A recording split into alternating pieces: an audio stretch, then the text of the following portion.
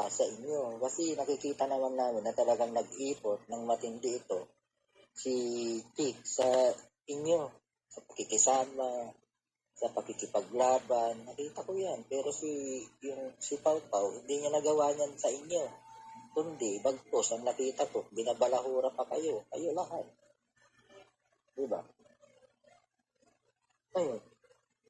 Expected mo na yan kung ganyan ang mangyayari. Hindi maalis sa isipan natin na talagang ganyan ang mararamdaman ni Tik sa inyo.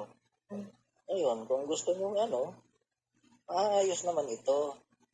Pahingin nyo lang ng suri si Pau Pau sa lahat na binitawan niya dito kay Tik. Kasi matindi yung away ng dalawang to. Nakita ko kung paano sila nagsagutan. Diba? Wala. Tinanggap nyo. Tapos bigla-bigla nakita niya nandigan na sa inyo. Talagang makakaramdam ng hindi maganda. Sige, Tik. Ikaw.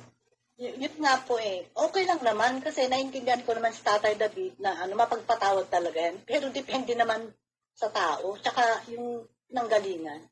Mga issues na hindi pa naayos, magpapatawad ka na agad-agad. Nandoon pa ako sa inyo. Nakita ko yung pambabastos niya kay Haring David nung si Pau Pau, nung binababa niya, nung makyat siya doon. Diba? Masakit yun dapat Yes. Yun na nga po Dagdag ko lang po, baka makalimutan ko kasi. Tapos sa live pa nila, na-review ko kanina, na-replay ko. Kung sabi pa Tatay, hindi naman talaga ako, just, sarcastic way. Alam mo, nakakasakit ka, Tatay David, minsan. In public pa kaya? In public pa talaga. Sabihin mo yun, parang, hindi ko naman sinasadya, parang ganun lang. After all,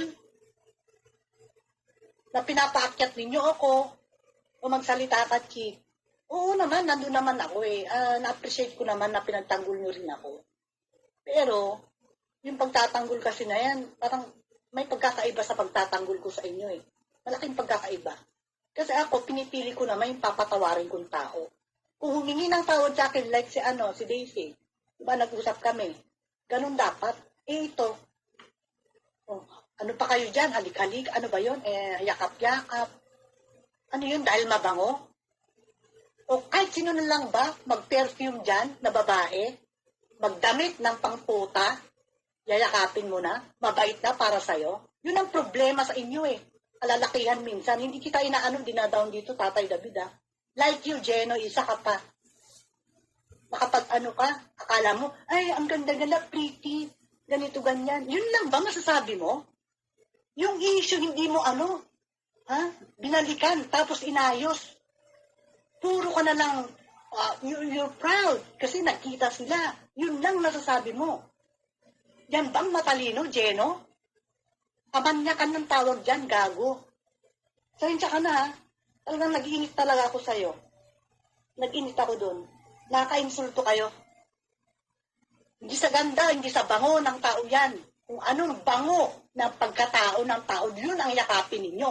Hindi dahil sa perfume na naamoy nyo.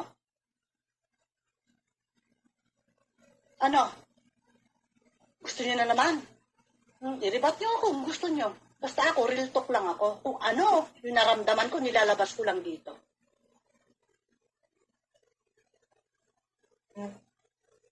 Nagising ulit ako. Matulog ka na. Yan. Then, ganun lang naman ako Ako, din, like Tatay David, mapagpatawad. Pero depende sa tao. Yun Depende sa tao. At kung gaano kalalim. Yung hidwaan, yung ginawa sa'yo. Hirap Kasi, kayo naman, siyempre, ako, as a part ng family ninyo, minahal ko talaga kayo. Alam nyo naman yun, kahit na good vibes na nga lang ako dati. Dahil lang dito. Pinaglaban ko yun. Yung 100% na yan kasi binalahura din si Ate Howling Wind. Hindi niyo ba naintindihan yun? Tapos sasabihin mo, Tatay David, pinaglalaban mo kay Ate Howling Wind. Dapat ako yung una. Bakit siya? Ako nga'y nanalo, binigay ko. Inalipos tayong tao, kaya ako nag-rebat kay Pau Pau ng ganun-ganon. Tapos ngayon, sa live ninyo, anyway, hindi naman ako nakikialam, nakikisaw. So, ganyan ka. Be yourself. Huwag ganon. Ano kayo eh. Ayoko ng mga ganyang kasama. Ayoko. Parang gamitan lang ba? Di kita hinusgan, Tatay David. You know me. Pero mas, I know you well, sabi nga ni Pau Pau. O nagkita na kayo, so, doon na.